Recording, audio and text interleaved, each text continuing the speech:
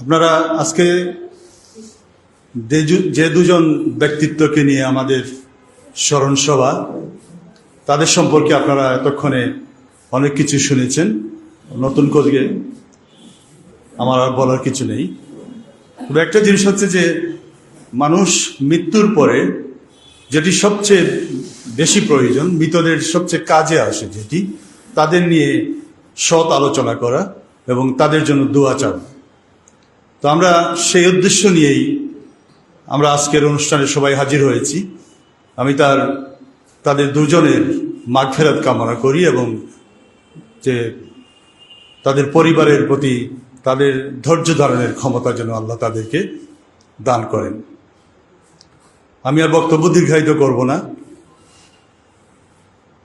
কেন্দ্রীয় cyclone group সবসময় আমরা চেষ্টা করে যাচ্ছি সমাজকে যারা ন্যূনতম যারা কিছুটা দিয়েছেন তাদেরকে যেন আমরা মৃত্যুর পরে হলেও সম্মানিত করতে পারি। আসলে সেই থেকেই আমাদের এই উদ্যোগ গ্রহণ করা।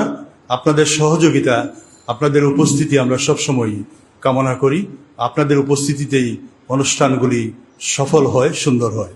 আপনাদের সবাইকে অসংখ্য ধন্যবাদ।